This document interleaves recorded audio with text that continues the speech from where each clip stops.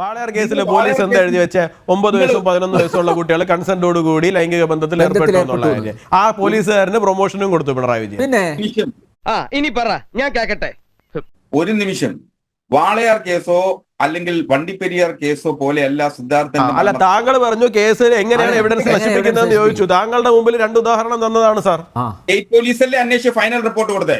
ഇവിടെ നിങ്ങളുടെ നേരറിയാൻ CBI ആണല്ലോ ഇപ്പൊ അന്വേഷിക്കുന്നേ. CBIക്ക് എന്താ അന്വേഷണം നടത്തി തെളിവുകൾ കണ്ടെത്താൻ കഴിയില്ലെന്നാണോ നിങ്ങൾ പറയുന്നത്? പോലീസ് അന്വേഷിച്ചതുകൊണ്ട് ശ്രീ ഹസ്കർ, ഞാൻ ഒരു കാര്യം ചോദിക്കുന്നത്, ഒരു താങ്കൾ ചോദിച്ചു ഫോറൻസിക് എവിഡൻസ് ഉൾപ്പെടെയുള്ള ഫയലുകൾ കൊടുത്തിട്ടുണ്ട്.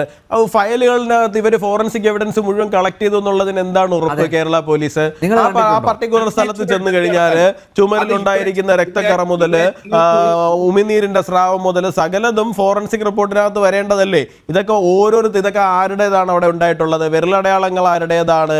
എന്തൊക്കെ കാര്യങ്ങൾ അവിടെ ഉപയോഗിക്കപ്പെട്ടിട്ടുണ്ട്? ഈ കഴുത്തിൽ കെട്ടിയിരിക്കുന്ന കയറിന്റെ കുരുക്ക് ഏത് സ്വഭാവത്തിലുള്ളതാണ്? അത് പുറത്തുനിന്ന് ഒരാൾ കെട്ടിയതാണോ അതോ തനിയെ കെട്ടപ്പെട്ടിരിക്കുന്ന തലത്തിലാണോ കഴുത്തിലെ കയറിന്റെ കുരുക്ക്? ഇങ്ങനെ എന്തുമാത്രം സബ്സ്റ്റാൻഷ്യൽ എവിഡൻസുകൾ, സർക്കംസ്റ്റാൻഷ്യൽ എവിഡൻസുകൾ ഉണ്ടാവേണ്ടതാണ്. ഇത് കേരള പോലീസ് കൃത്യമായിട്ട് കൊടുത്തിട്ടുണ്ടാവുന്നതാണോ?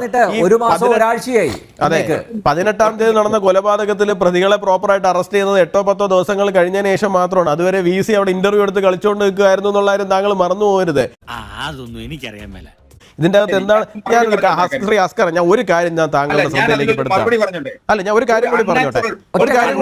അതിനുശേഷം താങ്കൾ പറഞ്ഞോളൂ. എനിക്ക് താങ്കളോടുള്ള എല്ലാ ബഹുമാനവും നിലനിർത്തിക്കൊണ്ട് ഞാൻ പറയണം, താങ്കൾ മനുഷ്യത്വം മരവിച്ചിട്ടില്ലാത്ത ആളാണെന്ന് 100% വിശ്വസിച്ചുകൊണ്ടും താങ്കളെന്ന് പറയുന്ന രാഷ്ട്രീയ നിരീക്ഷകന്റെ രാഷ്ട്രീയമായിട്ടുള്ള ബോധ്യത്തോടും അറിവുകളോടുമുള്ള എല്ലാ ബഹുമാനത്തോടുകൂടി ഞാൻ പറയാണ്. 8 മാസമായിട്ട് ആ ചെറുപ്പക്കാരനെ അവിടെ പീഡിപ്പിച്ചിരുന്നു എന്ന് പറയുന്നുണ്ട്.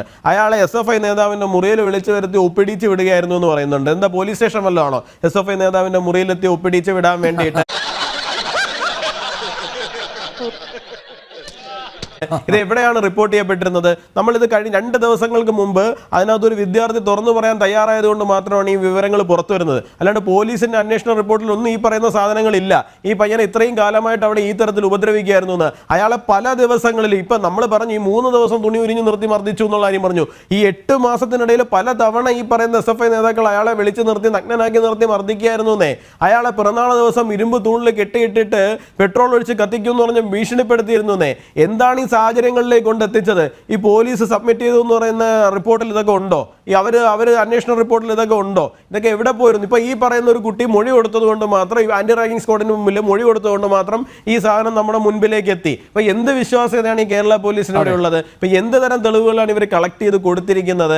ഇതിന് ഇപ്പൊ ഈ ഡിലേ വരുത്തും തോറും ഈ പറയുന്ന ഇതുപോലെ മൊഴി കൊടുക്കാൻ സാഹചര്യമുള്ള ആൾക്കാരെ സെറ്റിൽ ചെയ്യാൻ വേണ്ടിയിട്ട്, അത് ഭീഷണിപ്പെടുത്തിയിട്ടാവട്ടെ അല്ലെങ്കിൽ മറ്റു പ്രലോഭനങ്ങളും ഉണ്ടാവട്ടെ, ഇതിന് വേണ്ടിയിട്ട് തന്നെയല്ലേ ഇപ്പോൾ ഈ സമയം കളഞ്ഞുകൊണ്ടിരിക്കുന്നത്? ഇത് സാമാന്യ ബുദ്ധി കേരള പൊതുസമൂഹത്തിൻ്റെത് താങ്കൾ ചോദ്യം ചെയ്തെന്നുള്ളൊരു അപേക്ഷയുണ്ട് താങ്കളോട്. കിട്ടേണ്ടതൊക്കെ കിട്ടിയല്ലോ, സമാധാനമായല്ലോ.